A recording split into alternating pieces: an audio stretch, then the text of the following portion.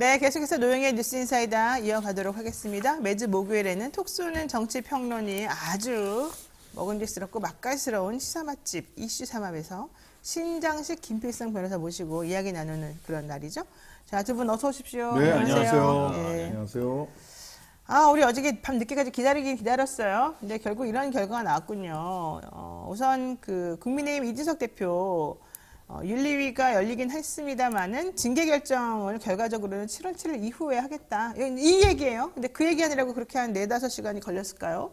왜 어떻게 어제 결론에 대해서 어떻게 보십니까? 뭐 그렇게 나올 것 같았어요. 그렇게 나올 것 같았다. 왜냐하면 당원 단계상 이거를 소명을 들어야 되는 절차가 필수적으로 있다고 그렇죠. 그러더라고요. 근데 오지 말라 그랬어요. 오지 말라고 했다는 얘기는 결론을 그날 내릴 생각은 아니었다는 뜻이어서 어제 결정을 내렸으면 절차상 문제가 있었을 겁니다. 예. 그렇죠. 자, 그런데 어제 나 그래서 들어가서 소명한다 그랬는데 못 들어오게 하지 않았냐라고 얘기하니까 어제는 네가 아니라 김철근 실장 얘기 들어보는 날이었어 이랬다는 거예요. 근데 말이 안 되는 게 정범이 없는데 뭐 공범이 죄가 되나요? 정범이 죄가 된다는 게 먼저 확인된 다음에 방조범이나 이런 분들이 죄가 되는지가 나오는 거잖아요. 근데 왜 김철근을 먼저 하고 이준석을 나중에 한다? 이것도 좀 이상하지 않아요? 꼬리 자르기 원래 의도가 하려다가? 있는 거죠. 너무 뻔하지 않아요? 뻔해요? 근데 이거 구조가 네. 뭐 하면 증거인멸죄 구조가 되는 거잖아요. 네. 그렇게 되면 김철민이라는 분이 김철근이라는 분이 정보인멸죄의 정범이 되는 셈이에요. 그런 거예요. 아니 그러니까 예. 증거인멸죄 정범이 되기 위해서는 네. 그 전에 어떠한 범죄의 증거를 인멸해야 되는 거잖아요. 네, 그러니까 이제, 그 전에는 그 범죄가 있다 없다가 정해져야지 그 범죄가 없는데 그 범죄와 관련된 뭔가를 없앴다고 해서 그게 증거인멸이 되는 건 아니니까. 뭐 그렇긴 하죠. 근데 이제 어쨌든 그러니까 이게 이분이 말이 안 정범에 되죠. 해당되니까 먼저 들어본 게 아닌가. 제일 이슈가 된 거. 이분이 사실은 이슈가 되지 않았으면은 뭐 이게 뭐 공소시효나 뭐 이런 것들 문제가 있으니까 그래서 먼저 들어본 게 아닌가 싶어요. 글쎄, 그래도 어쨌든 법조인으로서 제가 봤을 때 이거는 좀 주객이 전도된 거다. 좀 말이 안 맞는 말이다. 이렇게 생각하는데 뭐 그분들은 법조인이 아니니까 그러거나 말거나 제가 신경 안 쓰겠습니다. 근데 이제 문제는 이거였습니다. 이준석 대표 처음에 그 얘기 나왔을 때 갑자기 내가 시킨 거 아니다. 나는 모르는 일이다. 이렇게 좀 딱 부인하고 거리를 뒀잖아요. 그러면 김철근 정무실장이 혼자 새벽 1시에 7억 자기들 잘 모르는 사람 만나서 7억 투자하겠다는 각서를 쓰러 왜 갔다 왔는지 정무실장을 내려보냈다라고 이 가세현이나 이런 데서는 얘기를 하고 있으면서 이준석 대표가 시킨 거다라고 얘기를 하고 있는데 이준석 대표는 가세현 허위 방송 증언한다고 해서 내가 또 김 정무실장에게 가보라고 했다. 뭐 이제 이랬다는 거예요. 그 이준석 대표 측의 논리는 두 가지 기둥인데요. 네. 하나는 이준석은 쩔이었다. 쩔이었다? 그 당시에 네, 쩔이가 뭐예요? 당시에 그 겉절이 무도에서 그 정준하를 흔히 지칭해서 쩔이라고 하잖아요. 네. 뭐 천하람 변호사가 그렇게 얘기하더라고요. 이준석은 쩔이었다. 당시. 당시에. 그래서 네. 소위 성상납 등 뇌물을 받을 만한 위치에 있지 않았다. 그런 지위와 권한이 없었다. 근데 실제로 그랬는가? 당시 최고위원이었어요. 그랬더니 최고위원이 왜 뭐 비대위원이었죠. 사실 지금 최고위원 같은 지위였는데 에이 그때는 그냥 구색 맞추기용으로 있었던 거다라고 스스로 이제 지위와 권한이 없어서 그 뇌물의 로비 대상이 될 수 없었다라는 게 첫 번째 논리. 그 이준석의 논리예요. 예, 이준석 측에. 네. 예. 두 번째는 여기 이준석 대표 가세현 그 김정무 실장 내려보낸 것까지는 네, 인정을 네, 하고 인정하죠. 있어요. 네. 인정을 하는데 그 이유가 뭐냐면 가짜 방송을 한다고 하는데 이게 혹시 여론에 영향을 끼치거나 안 좋은 이미지를 남기면 당 대표로서의 리더십에 상처가 날 수 있으니 어쨌든 뭐가 됐든 정무적으로 무마하기 위해서 정리하기 위해서. 예, 정리하기 위해서지 뭔가 진짜 증거를 인멸하기 위해서라기보다도 말하자면 요새 윤통이 좋아하는 선제적 조치, 가짜 방송을 막기 위한 선제적 조치였다라고 하는 두 가지 논리예요. 믿어지십니까? 믿어주세요? 사실 말이 무슨 말인지 모르겠어요. 그러니까 지금 그쪽이 사고 싶은 말이 무슨 말인지도 모르겠고 뭐 믿기는 어렵죠. 솔직히. 특히 이제 문제는 이제 곧 얘기가 나올 것 같은데 그 좀 다 아시다시피 투자각서. 그거 진짜 이상해요. 예, 투자각서를 썼고요. 이게 지금 신문 언론 보도를 보면은 그 사실 확인서 그러니까 뭐 이게 그 가세현 보도가 허위라는 사실 확인서를 쓴 날과 쓴 날 날짜와 투자각서를 쓴 날짜가 같은 날짜라는 거거든요. 맞아요. 그러니까 주고받았다는 건데 아주 이상하죠. 네, 그런 거라면. 좋아요. 저는 시간도 이상해요. 왜 1시에 내려갔을까, 새벽에? 보통 급했지. 새벽 1시에 만나는 거 이제 이상하죠. 게다가 어제 돌아다닌 그 음성 파일 들으셨습니까?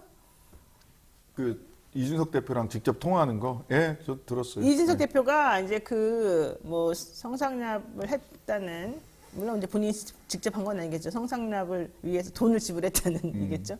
어쨌든 그 남자분하고 전화를 하는데 엄청 공손하고 엄청 이제 그러니까요. 뭔가 처음 봤어. 뭔가 되게 그 사람에게 짤짤 매는 듯한 느낌의 그런 전화 통화가 계속 돌아다니는 거예요. 여러분들 아마 들으신 분 많을 거예요. 그래서 내가 그걸 보면서 야, 천하의 이준석이가 이렇게 짤짤 매는 사람이 있구나. 근데 그 내용을 들여다보게 되면 그 성상납했다라고 하는 그 분이 매우 고압적인 자세로 이제 어쩌고 저쩌고 나오지 이러시면 않습니까? 어떻게 이러시면 안 되는 거죠. 뭐 막 하여튼 과거에 본인이 서운했던 얘기를 막 하더라고요. 나 사실 이거 틀어주고 싶은데 우리 PD한테 혼날까봐 못 틀어주고 있어요. 우리도 나중에 걸린다 그래가지고. 근데 안 걸릴 것 같긴 한데 어쨌든 찾아보세요. 유튜브 뭐 쇼츠로도 돌아다니고. 엄청 돌아다니고 있어요. 찾아보세요. 예, 예. 근데 어쨌든 아니 내가 보내줄게. 근데 중요한 건 그게 아니라 누구한테 보내? 이 각서, 난 참 이 사람들이 멍청하다고 생각하는 게 이 각서를 왜 이렇게 썼으며 이 그 타임에 이 그 야심한 시각에 그렇게 급하게 그 사람을 만나서 각서 써주고 내가 투자하겠다라고 하는 게 말이 되며, 그렇잖아요? 투자를 받는 사람이 지금 갑이에요? 투자를 하는 사람이 갑이에요, 여기서. 원래는 투자를 해주는 사람이 갑인데 그 사람이 새벽 1시에 쫓아가가지고 자기가 내가 꼭 투자해 줄 테니까 이렇게 말하는 게 말이 안 맞잖아요. 그러니까 전체적으로. 이거 약속 준서라는 거 지금 인터넷에 나와 있어요. 기사 나왔으니까 보시면 아시겠지만 이거 저기 7억이죠. 네, 7억을 이건 이게 꽤 큰 돈이 왔다 갔다 하는 병원에 좀 투자한다는 거니까요. 네. 이게 이게 이런 식으로 손으로 써가지고 이런 식으로 쓰지 않습니다. 계약서. 정말 허술해요. 네. 변호사들이 보기엔 이게 뭐야? 이 애들 장난하는 것도 아니고. 아니 그리고 제3자에게 이렇게 이득을 보게끔 만들어주는 구조인 거잖아요. 네. 이게 지금 이게 만약에 정말 투자를 할 의향이면 그때 얘기한 다음에 나와가지고 정식으로 뭐 계약해가지고 계약서 똑바로 쓰고 뭐 이렇게 하는 게 맞지, 이런 식으로 써주지 않습니다. 이거 그러니까. 급하게 뭐 어떻게 해줄까 하다가 나온 거예요, 지금 이거는. 그러니까 뭔가 대가로 제공한 거다라고 하는 의구심이 굉장히 강하게 들어요. 각서 보면은요, 내용 자체도 형식도 허접하고 그냥 손으로 막 갈겨 썼어요. 그냥 한 장에다가 굉장히 간단한 내용을 썼는데 투자 각서, 투자 계약서 쓸 수 있죠. 근데 투자 계약서를 쓰려면 정말 꼼꼼하게 이렇게 서로 권리와 의무를 정확하게 그 서술을 하게 돼 있거든요. 근데 그게 아니야. 그냥 뭐 요구하니까 그냥 뭐 불러주는 대로 쓴 것 같아요. 비법률가들이 그냥. 예. 한번 그것도 인터넷에 돌아다니니까 찾아보세요. 정말 허접합니다. 아마 뭐 동네 구멍가게 뭐 한 1,000만 원짜리, 500만 원짜리 투자한다라고 하는 것도 그렇게 쓰지 않을 거예요. 그럴까요? 예. 보셨으면서. 보셨으면서. 난 들어서 봤어요. 성상납 접대 관계자에게 쩔쩔매는 집권 여당 대표 만나야 될 거 아니에요? 이런 식으로 내용이 이렇게 나오고 진짜 농담이 아니에요. 그리고 뭐 무슨 배나쌈 모임 뭐 이런 얘기도 나오면서 이건 솔직히 이준석 대표가 조금 곤란한 그런 좀 상황인 걸로 보이긴 합니다. 배나싸 모임은 배움을 나누는 사람들 해가지고 윤석 대표가 운영하던 그 과외해주는 학생들 과외해줬던 자원봉사단체. 아유, 아는 것도 많아, 진짜. 자, 어쨌든 간에 이 통화 녹취록을 이제 들어보게 되면 이준석 대표가 이렇게까지 쩔쩔매면서 공수할 필요가 있을까? 이런 생각도 사실 해요. 근데 어쨌든 뭐 그건 중요한 건 아니고. 중요한 건 이제 빼박의 각서가 존재함으로 인해서 오히려 본인들의 발목을 잡았다. 이런 얘기인데요. 그럼에도 불구하고 이준석 대표는 성접대와 증거인멸시도 모두 없었다. 나는 내가 직접 출석해서 얘기하겠다라고 했는데 결국 어제 받아들여지지 않았다가 그때 왜 안 받아들여졌냐 그랬더니 충분히 설명을 들었다 이렇게 말했단 말이에요. 그리고 이준석 대표의 참석을 막은 적도 없었다라고 이렇게 얘기를 했어요. 그런데 사실 이준석 대표는 내가 들어가려는 걸 막아서 나는 그냥 대기하다가 집에 간다. 이렇게 나오고 있단 말이죠. 자, 왜 얘기가 서로 틀릴까요? 뭐 이유는 알 수는 없는데요. 지금 소명을 충분히 들었다고 하는 쪽을 제가 조금 납득하기는 어려워요. 이게 이 절차, 청문 절차 같은 것들은 보통 절차가 되게 중요하거든요.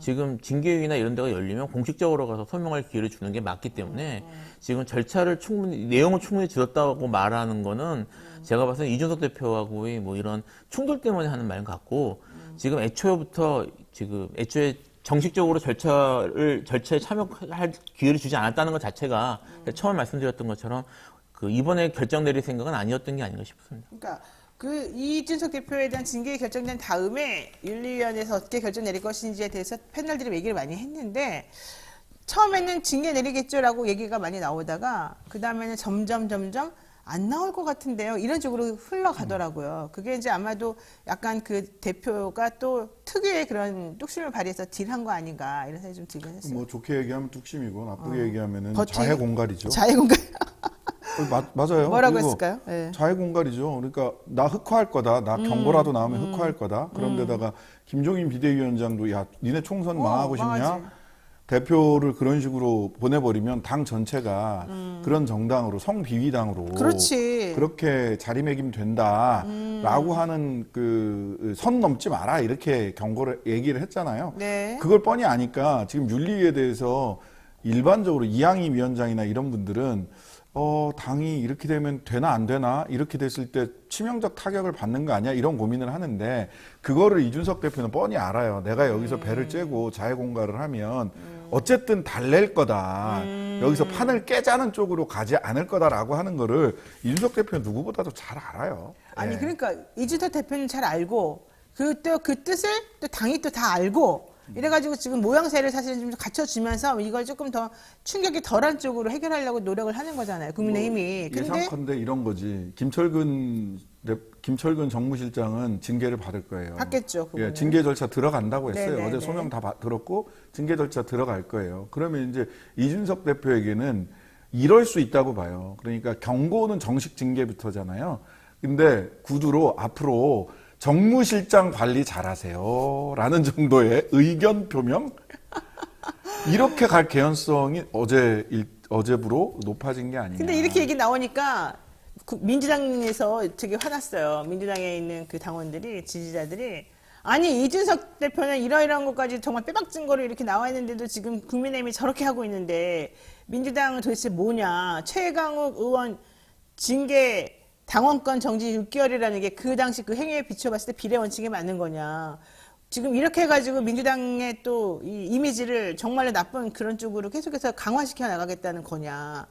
국민의힘 하는 거 봐라. 지금 이렇게 또 얘기 나오고 있거든요. 그 부분 어떻게 생각하세요? 저는 일단은 이준석 대표가 잘 무마해서 끝날 가능성은 그렇게 높아 보이진 않아요. 저는 왜 그렇게 생각을 하냐면 네. 이준석 대표하고 적절한 정치적 딜을 통해서 이거를 무마할 생각이었으면 이렇게 공직 절차까지 가기 전에 무마했을 것 같아요. 저는 이준석 대표에 대해서 일종의 권력 투쟁 같은 게 있다고 좀 생각을 하고요. 당연히 투쟁 예, 있겠죠. 투쟁 같은 게 네. 있고 지금 그 결과 이준석 대표에 대해서 뭐 적절한 선에서 물러나세요 정도의 그런 압박 같은 것도 이루어지는 게 아닌가. 그리고 그 절차에 이 내에서 지금 이루어지는 게 아닌가 싶은 생각은 드는데 이준석 대표 스타일상 곱게 물러날 가능성이 저는 높다고 생각하지는 않고요. 그렇죠. 예. 아무도 그렇게 생각 안 해요. 예. 본인이 흑화하겠다고 했으니까. 그래서 이거를 지금 둘 사이에 적절한 선에서 딜해가지고 무마할 가능성은 제가 높진 않을 것 같고 또 하나 문제가 뭐냐면 사실 증거인멸죄는 형사범죄거든요. 지금 증거인멸죄의 증거인멸은 나중에 공소제기하지 않거나 무죄인 경우에도 적용이 됩니다. 이게 지금 최근에도 그 버닝썬 관련해서 그렇게 해서 관련자들 중에 불기소된 사람들도 증거인멸로 관계된 사람들이 기소된 케이스가 있어요. 네. 그 판례가 있기 때문에.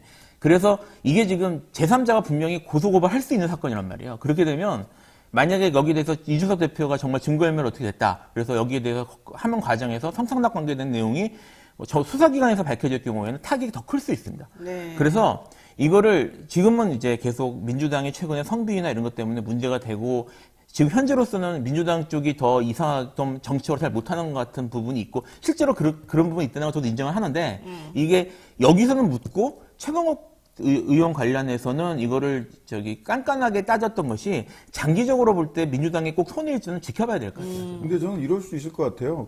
지금 당장 이준석 대표가 이렇게 압박을 하니까 윤석열 대통령 측에 대해서 윤핵관 측에 대해서 일부 유화적인 태도를 보이는 부분들이 있어요. 맞아요. 예.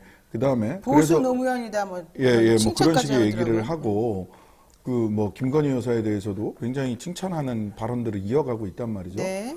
안철수랑은 싸워도 윤석열과는 안 싸워요. 당연히 그래야죠. 대통령을 쓰면 안 되죠. 그리고 이제 그 6개월 안쪽으로 가야 새 지도부를 뽑을 수 있단 말이에요. 그렇죠. 임기가. 그렇죠. 그러면 그리고 지금 경찰에서 수사하고 있어요. 오늘도 무슨 수사 일정이 잡혀 있는 걸로 제가 알고 있거든요. 그러면은 한 경찰 수사에서 한 6개월 정도 지난 다음에 윤리위에서는 할 말이 있죠. 우리는 수사권이 없어서 거기까지 확인을 그렇지. 못했다라고 얘기할 수 있기 때문에 그 지금 당장 이준석을 쳐내는 것이 윤석열 대통령 측이나 또는 윤핵관 내지는 윤핵관 호소인들에게 네. 적절한 일인가라고 생각을 한다면 네. 6개월 정도 텀 뒤에 그때 가서 버리는 카드로 써도 되지 않을까라고 하는 계산도 하고 있을 수 있겠다. 윤 측에서는. 그러니까 이준석은 그때 버려도 된다. 지금 그게 버리면 더 너무 낫다. 시끄럽다. 너무 시끄럽고 그다음에 새로 당대표를 뽑으면 그러면 이제 한번 내년 1월 달인가 선거 한 번 더 해야 되는 해야 거죠. 되죠. 예, 내년 초에 선거를 한 번 더 해야 되니까. 자, 국민의힘하고 민주당이 뭐 꼭 같을 수는 없지만 어쨌든 지금 돌아가는 양상을 보면 그래도 이준석 대표는 판정 승을 향해서 날아가고 있는 것 같아요. 뭐 판정 승까지야 그냥. 아유, 완전히 망할 뻔했는데 예, 여기까지 온 게 아니, 어디예요? 지금 TKO 당할 뻔하다가 그럼요. 끝까지 한번 가보는 건데 12라운드나 15라운드까지 권투로 치자면. 그 사람의 뚝심을 우리가 믿어줘야 됩니다. 네. 뭐 그랬다고 해서 뭐 좋은 정치를 하고 있는 건 아니기 때문에. 아, 그렇죠. 예. 나는 좋은 정치는 우리 신장식 선생님이 할 것 같아. 예, 아유, 열심히 밀어드릴게요. 우리가. 저는 뭐 자격이 없습니다. 자격이 없다고 당해서 뭐. 아, 또 성격도 안 좋네요. 그러니까 뒤끝이 좀 있네요. 아니 뭐 아니, 당 뭐 이제 자격이 없어요. 이제 그 당하고 예. 아니 근데 솔직히 옛날 일이니까 그리고 그 동안에 잘 살았으면은 그 옛날 일 가지고서 계속 발목 잡을 수는 없잖아요. 예. 그런 것도 좀 인정을 해줘야죠. 자, 여기까지 얘기했는데 이 여자분도 저는 참 궁금해요. 배현진 최고위원. 제가 보기엔 이분이 지금 다른 사람들을 다 이렇게 등에 업고 혼자 대타로 나가서 막 뛰나 봐요. 대표 선수로.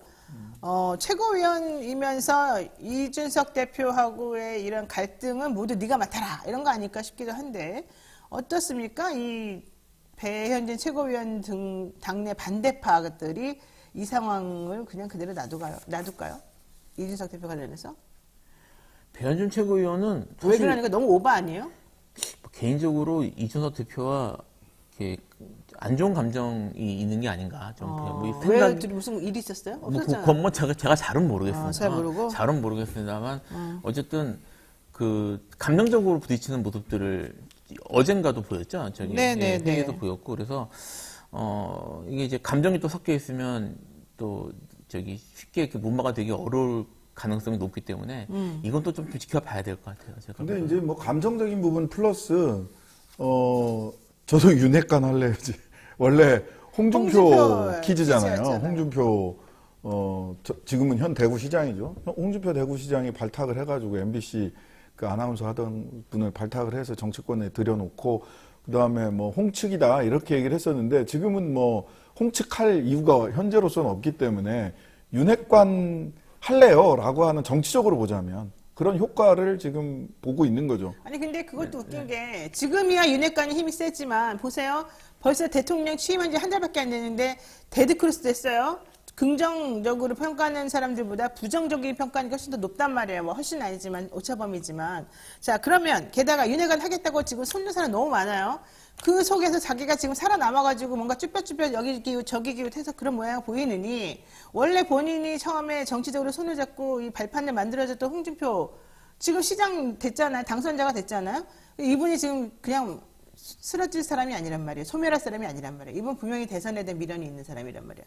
그러면 윤핵관 이후에 윤 대통령 이후에 국민의힘에서 또 누가 패러다임을 잡을 것이냐를 생각해 보면 이렇게 너무 색깔을 또 홍준표 했다가 윤핵관 했다가 왔다 갔다 하다가 또 다시 돌아가? 그럴 그것도 수 있어요. 있잖아요. 모양새가 있고 있잖아. 아이, 네, 죄송합니다. 배현진 씨는 그런 분이 아니십니다. 그럴 수 있어요? 예, 충분히 그러고도 남은 분이세요. 아, 그래? MBC에서 어떻게 처신을 살아남았는지. 했고, 예, 그 다음에 MBC 입사 전후에 어떻게 네. 처신을 했는지. 네. 이분은 여자의 변신은 무죄군요. 아니, 그건 뭐 여자, 남자의 문제가 아니고요. 그거는 뭐 남자들 중에서도 그런 사람도 있고, 뭐 제3의 성에 있는 분들 그런 분들이 있는데 이분은 제3의 성. 어떤 이렇게 자기 스테이지가 바뀌면 핸드폰 번호와 그다음에 그 전화번호 목록을 싹 다 지우고 바꾸는 분이라고 그래요. 그 업계에는 다 알려져 있어요.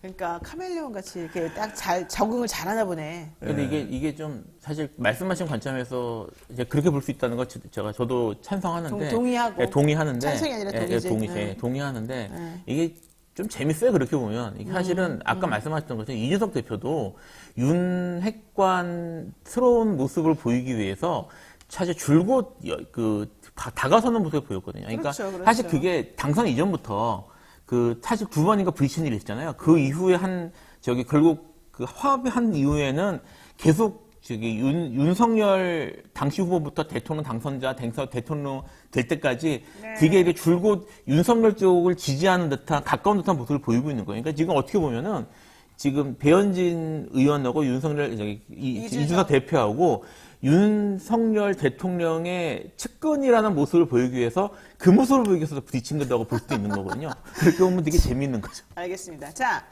더불어민주당 얘기 또 한번 해보겠습니다. 아까 좀 전에 나오긴 했습니다만 최강욱 의원 성희롱성 발언을 했다는 것 때문에 당원권 정지 6개월 징계를 받았습니다. 그런데 여기에 대해서 최 의원이 나 재심 청구하겠다라고 얘기를 하면서 지금 갈등이 봉합이 되지 않고 있어요. 물론 우상호 비대위원장이 야 분란 자제해라, 분란 자제령을 내리긴 했습니다만은 최 의원 이분에 대한 징계는 뭐 그렇게 단순하게 볼 것이 아니다. 지금 사실 여기에 대해서 제일 총대 메고 있는 사람이 박지원 전 비대위원장인데 박지원 비대위원장이 자기가 전당대회에서 뭔가 어떤 위치를 차지하기 위해서 걸리는 사람은 다 지금 제끼는 수순으로 이 일이 벌어지고 있다. 이런 해석을 지금 하는 사람들이 많더라고요. 안 지켜지고요. 안 제껴져요? 그다음에 저는 되게 신중하게 이야기를 해야 될 부분이 있긴 있어요. 근데 이게 굉장히 큰 화살이 돼서 돌아올 수 그러니까요. 있다라는 조심해, 생각이 드는 게 신중했으면 뭐냐면 좋겠어요. 지금 특히 법률가들 여기 세 분 다 저까지 포함해서 셋 다 법률가들이라서 무죄 추정의 원칙, 그 다음에 사실에 의해서 행위 책임의 원칙, 그리고 비례의 원칙, 이거는 인류가 정말 피로 싸워서 얻은 원칙들이거든요. 근데 왜 피해자 중심주의라고 하는 게 나왔는지도 충분히 이해를 합니다. 네. 당시 사회적 분위기나 뭐 이런 것 때문에 여성이나 소수자들이 본인이 피해자라고 하는 사실을 인지를 하지 못하거나 아예 처음부터 내가 잘못했다고 가스라이팅을 사회적으로 이미 당해 있거나 했을 때 피해자의 진술을 진술의 신빙성을 높여줘야 되고, 그리고 그때그때 조금 마음이 달라질 수 있으니까 그것도 네. 귀 기울여 들어야 된다. 이것도 이해가 가요. 하지만 사실이나 행위에 대한 행위 책임의 원칙이 피해자의 마음에, 피해자의 심중이 오늘 아침에 다르고 내일 다르면 어제 건 틀리고 오늘 건 맞다. 오늘 건 틀리고 어제 건 맞다. 마지막으로 주장한 게 그게 다 맞는 거다. 이렇게 판단할 수는 없고요. 그게 피해자 중심주의도 아니에요. 이건 여성학자들도 하는 얘기예요. 그러면 저는 사실관계는 모르겠어요. 명확한 증거가 없다거나 또는 그 방에 있었던 그 채팅방에 줌 방에 있었던 보좌관들이 뭐 3명 누구는 쌍지으셨다, 누구는 쌍디으셨다 이렇게 의견이 갈렸다라는 얘기도 있어요. 그러면 재심할 수 있는 기회는 줘야죠. 왜 무죄 추정주의를 유죄 추정주의로 우리가 언제 바꿨어요? 네. 네. 그리고 행위 책임의 원칙에 따라서 정확하게 행위가 뭔지를 명확히 나와야죠. 명확히 나와야죠. 없잖아, 근데 지금. 명확히 나오고 거기에 맞춰서 비례 원칙에 따라서 거기서 징계를 해야 되는데 이걸 다툴 수 있는 기회조차도 이건 뭐냐면 내 죄를 내가 알렸다예요. 말을 못하게. 예. 기본은 말을 못하게 한다는 거죠. 내 죄를 내가 알렸다.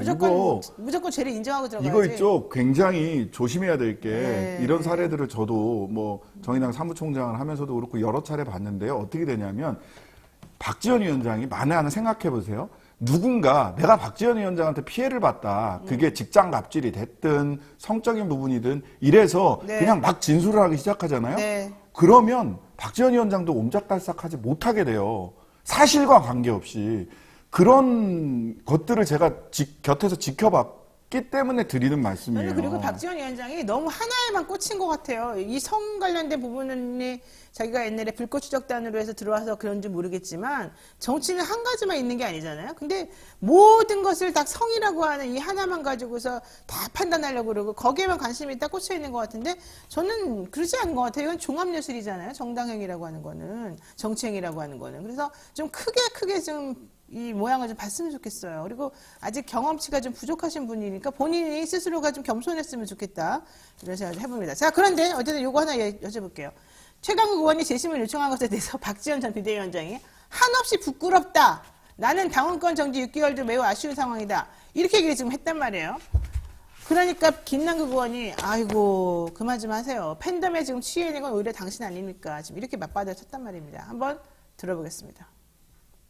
팬덤에 취한 건 오히려 박지원 비대위원장이 아닌가 생각이 드는데요. 어. 본인은 본인 팬덤에 취해가지고 막 춤추면서 남한테는 팬덤에 취하지 말라라고 하는 것은 조금 굉장히 모순적인 주장이 아닌가라는 생각이 듭니다. 박지원 비대위원장도 예.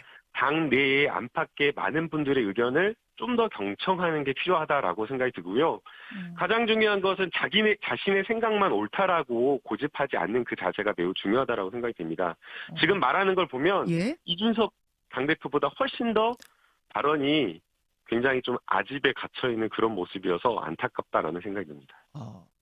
네, 박지원은 팬덤에 취해 있다 오히려. 그리고 이준석보다도 더한 아집에 있다. 발언실도 매우 높다. 지금 김남국 의원이 이렇게 얘기를 하고 있습니다. 근데 이게 전부 다 박지원이 노리는 노림수가 있기 때문이다. 본인이 뭐 당대표는 아니라 할지라도 최고위원 선거는 지금 노리고 있고 그래서 다른 사람 못 나오게 하려고 이러는 거 아니냐 뭐 이런 것까지 지금 얘기되고 있어요. 저는 그렇게 생각하지는 않아요. 그건 아니에요? 예. 그거는 이제 정치 논리로만 보는 건데 제가 보기에는 박지원 네. 위원장, 박지원 씨죠. 이제 뭐 위원장도 아니니까. 박지원 씨는 뭐냐면 지금 너무너무 중요한 본인의 가치가 있어요. 그게 뭐예요? 예. 추적단 불꽃부터 시작을 해서 네. 소위 그 페미니즘이라고 하는 중요한 가치가 있어요. 네. 뭐 누구에게나 신념과 가치가 있고 페미니즘은 당연히 이 향후 정치에 있어서 기본값입니다. 네. 페미니즘, 뭐 기후 이런 것들은 정치의 기본값인데 문제는 뭐냐면 그게 너무나도 중요하기 때문에 네. 민주당을 비히클처럼 보는 거니까 도구로 보는 겁니다. 정당은 다양한 신념을 가진 사람들의 신념이 민주적으로 경쟁하는 장이어야 해요. 네. 근데 본인의 신념이 너무 옳기 때문에 정당이나 모든 것이 전부 다 도구로 보이는 겁니다. 네. 그 태도가 얼마나 네. 위험한지는 스스로 알아야 되겠죠. 예. 근데 모르는 것 같죠. 저는 겪어봐서 알아요. 당내에도 정의당이나 민주노동당 안에도 그게 이제 페미니즘이 아니라도 다른 각각의 신념을 가진 얼마나 신념이 강한 분들이 많았어요. 그 신념이 당을 도구로 봤을 때 당을 아하. 망치게 돼 있거든요. 그래요. 예. 게다가 박지원 위원장 여기서 멈추지 않고 철험에도 해체해야 된다 이러면서 강성 지지층이 아주 그냥 화가 많이 나게 생겼습니다. 민주당 그럼 철험회를 해체하고 그러면 어떤 카드를 내놓겠니? 물어보면 또 대안은 없거든요. 저는 항상 이 지금 현재 민주당의 문제인 게 그거 같아요. 대안도 없이 무조건 이거 하지 말아라 저거 하지 말라 그래요. 그러면 다 제꼈어. 그럼 그냥 뭐가 남는데 아무것도 없잖아. 이런 상황 어떻게 보세요? 지금요, 저는 약간 관점을 다르게 보는 게요. 지금 현 상황의 가장 큰 문제는 제가 보기에는 박지원 전 위원장, 현재 지금 당원 자격을 유지를 하고 있는 것 같으니까 박지원 당원이라고 해야 될까요? 그 사람 당원이에요, 이제, 물러난. 박지원이라는 사람에게 비대위원장 때도 그렇지만 지금까지 사람들이 너무 크게, 과대하게 스피커를 들이대고 마이크를 주고 있어요. 과하게. 이게 지금 언론에서 박지원 위원장은 어차피 물러난 사람이에요. 네. 지금 예를 들어 민주당 전 비대위원장 했던 사람이 김종인 씨가 있는데 김종인 씨에 대해서 뭐 한마디 했습니다라면 그냥 간단하게 기사 한두 개 나고 치우거든요. 그렇죠. 지금 이거를 이분이 뭐 박지원 씨가 뭐 정치인으로서보다는 말씀하신 것처럼 그런 관점이나 자기 신념 때문에 이렇게 생각을 해서 할 수도 있을지 모르겠어요. 네. 근데 이분이 한마디 하면은 언론에서 다 데스크필해주고. 근데 그게 조중동이 원하는 말을 해주니까. 그쵸. 그러니까 원하는 지금 그게 그리고 거기에 대해서 민주당 정치인들이 다 반응을 해요. 네. 이건 지금 사실 이거 마이크를 갖다 대주는 건 언론이거든요. 그렇죠. 언론에서 이렇게 하는 것에 대해서 사실 민주당 의원들이 딱 끌려가는 겁니다. 그렇죠. 지금 어찌되었든 뭐 최강욱 의원이 어떤 식으로든 지금 어제 문제가 됐으니까 거기에 대해서 민주당 내의 절차를 통해서 적법한 내부의 경위는 절차를 통해서 뭐 될 거예요. 그리고 거기에 대해서 최강욱 의원이 자기의 소명권, 필요한 경우에는 재심 신청권 같은 것들을 할 거고 네. 그걸 통해서 정치적이든 뭐가 됐든 내부에서 판단을 할 겁니다. 그 따라가면 되는 문제예요. 그러니까 절차대로 하면 되는 문제고 네. 지금 그 절차를 흔드는 것 자체가 매우 위험한 일이고 지금 그 박지원 씨도 지금 절차를 흔들고 있거든요. 그렇죠. 그러면 안 돼. 예, 그러면 안 돼요. 그리고 흔드는 것에 대해서 지금 마이크 갖다 줘야 되는 것에 대해 그걸 크게 울린다고 또 정치인들이 거기에 흔들리면 안 됩니다. 네. 좋아요. 자, 이 얘기도 해볼게요. 박지원 위원장 얘기는 너무 많이 했으니까. 지금 여기 댓글에 신장식 변호사님이 정의당 나오셨으면 민주당 오시죠? 이런 얘기 많은데요. 민주당하고 더 맞나 봐요? 아니 무슨 그런 말씀. 아니신가 봐요, 이분은. 저는 지금 당 적이 없습니다. 그러니까 당적은 없는데 예. 이쪽이 더 맞는다 이런 취지인 것 같아요. 그렇게 생각하지 않아요, 개인적으로는? 뭐 저는 뭐 그 공정한 시사 프로그램 진행자로서 자로 잰 듯한 진행을 위해 하고 있을 따름입니다. 얼마 안 남았어요. 네. 자, 다음 이슈 보겠습니다. 최근 김건희 여사 적극적인 행보 눈에 띄고 있는데 그들의 멘토인 천공 스승이라는 분이 영부인이 정치하는 거다. 이래가지고 지금 또 한바탕 난리가 났습니다. 한번 보겠습니다. 대한민국 영부인이 지금 뭔가가 뒤틀어야 됩니다. 세계의 지금 영부인들하고 교류를 할 수 있습니다. 전화통화도 할 수 있고 대한민국을 위해서 우리가 어떻게 하기 위해서 그 나라를 위해서 서로가 나눌 수도 있고 대화도 할 수 있고 영부인끼리 대화를 할 수 있는 환경이 되어 있습니다. 오늘 영부인이 초청받았으니까 영부인이 대통령하고 같이 안 나가도 돼요. 그때 영부인이 나갔을 때 어떻게 되냐? 그 나라 대통령도 만날 수 있습니다. 영부인이 초청해서 영부인한테 갔는데 그 남편 또 오는 거죠. 그럼 그 나라 대통령을 만날 수가 있는 거예요. 왜 영부인은 뒤에만 있어야 되고 나갈 때만 따라 나가고 악수해야 되냐? 먼저 앞장을 서서 세계적인 이러한 길을 열 수도 있다. 지금 아무리 세계가 대통령 책임은 남자들이 지금 대통령을 한다라고 하지만 그 안에 정치는 영부인이 하는 겁니다. 그러니까 저분 얘기는 대통령이 김건희다 이 얘기 아닙니까? 나 그렇게 들리는데. 아니 이게 약간 되게 위험한 발언 아니에요? 우리는 사실 투표를 김건희 씨한테 한 건 아닌데. 예. 근데 뭐 이 얘기는 지금 아무리 세계가 대통령을 남자들이 한다고 하지만 그 안에 정치는 영부인이 하는 겁니다. 이건 이제 약간 그거 아니에요? 조선시대 그 궁중기와 백앤머리 송사. 백앤머리 송사. 에이. 근데 어쨌든 이분이 이렇게 발언하고 난 다음에 타이밍을 살펴봤더니 김건희 여사가 너무너무 많이 적극적으로 움직이더라는 거예요. 정말로. 뭐 미흡한 국정을 챙기겠다는 말까지 나왔어요. 미흡한 국정을 챙긴대요? 그래 미흡한 뭘 자기가 챙긴다는 식으로 얘기가 나왔었어요. 그래요? 되게 책임감이 많으신 분이네.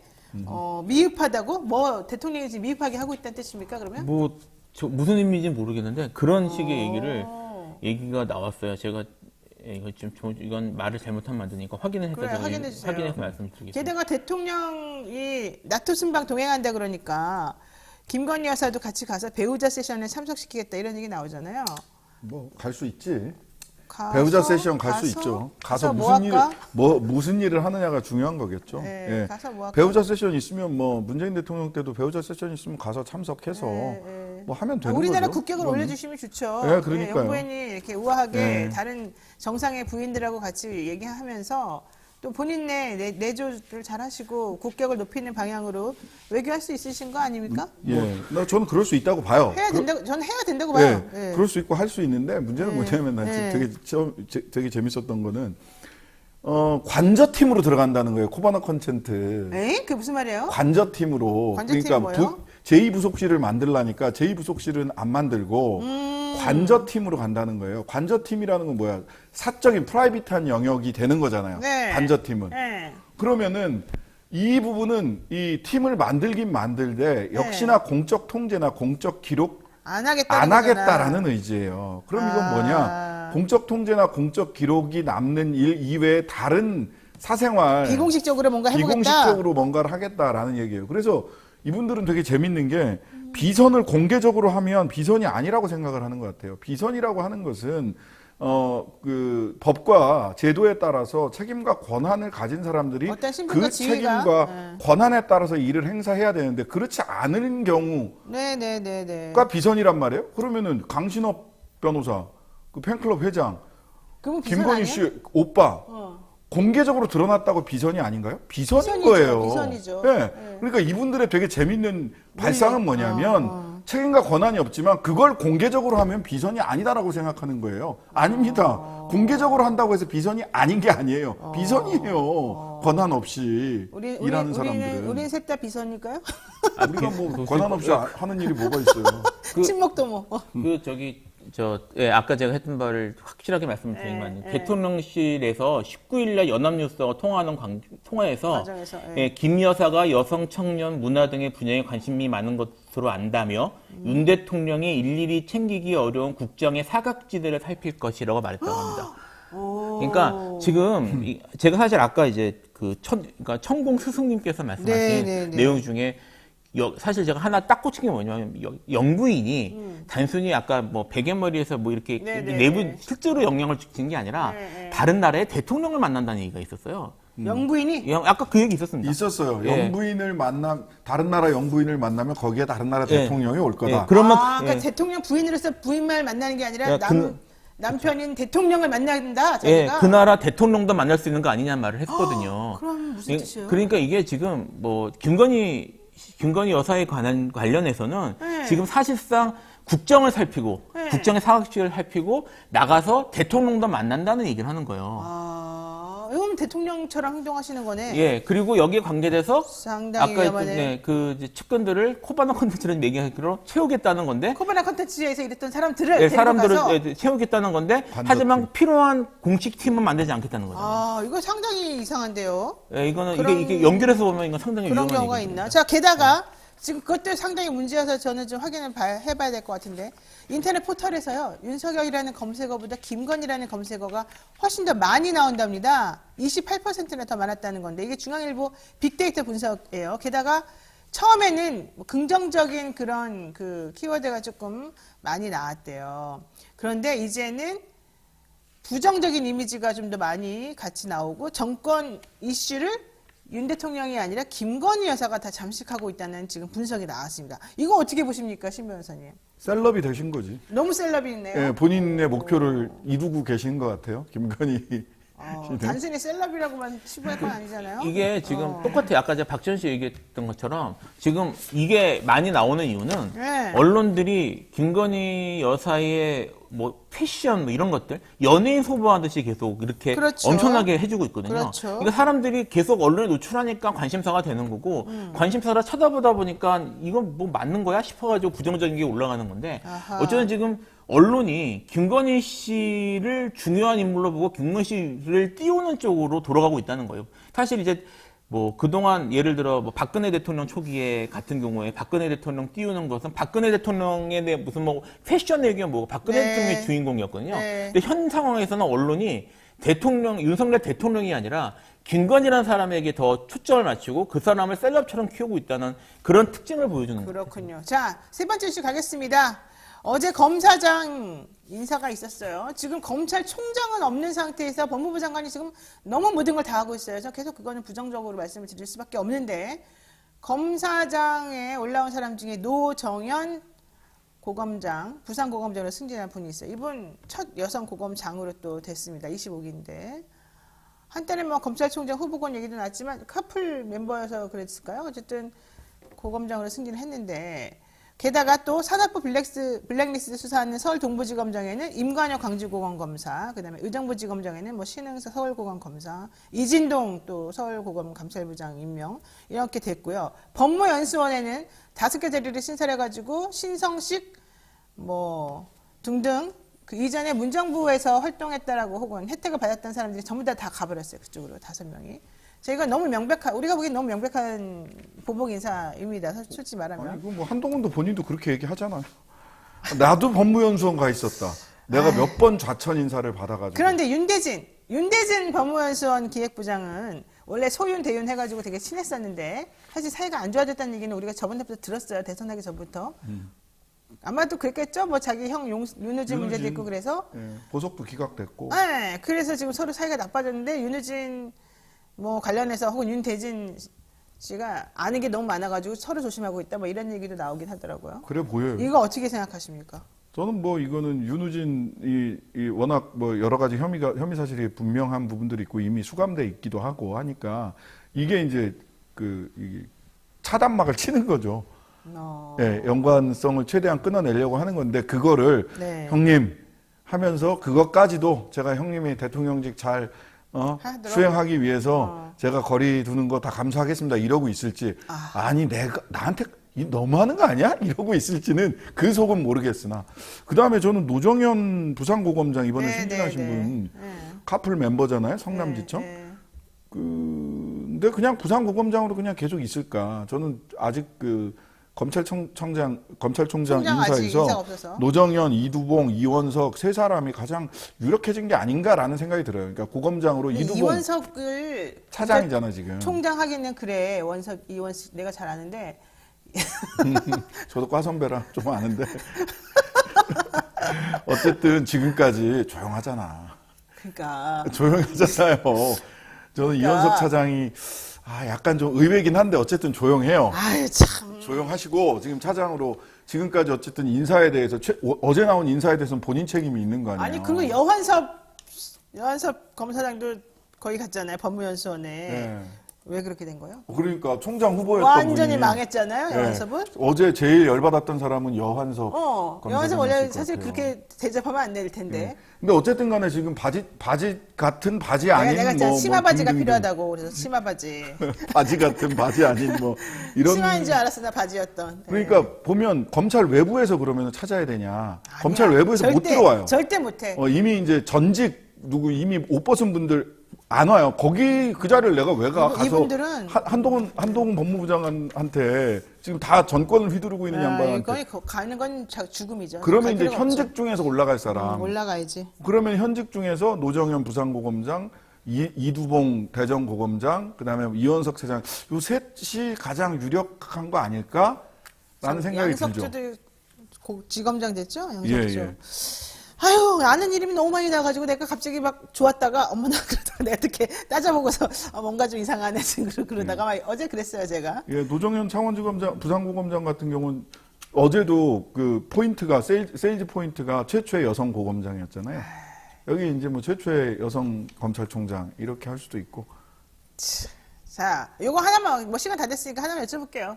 검찰총장 없는 상황에서 검찰총장 패싱을 뭐 너무 당연하게 만들어 놓고 계속해서 이렇게 우리 법무부 장관님이 모든 걸 다 통할하시고 다 관리하시는 이 시스템 그리고 이제 경찰국까지 만들어서 경찰까지 그냥 다 바보를 만들어 놓는 이 시스템 이거 어떻게 보십니까? 그럼 일단 검찰에 대해서는 이게 그렇게 하면 안 된다고 지금 대통령께서 어마어마하게 부딪히지 않으셨습니까? 그걸로 대통령 후보 됐죠. 예, 되셨죠.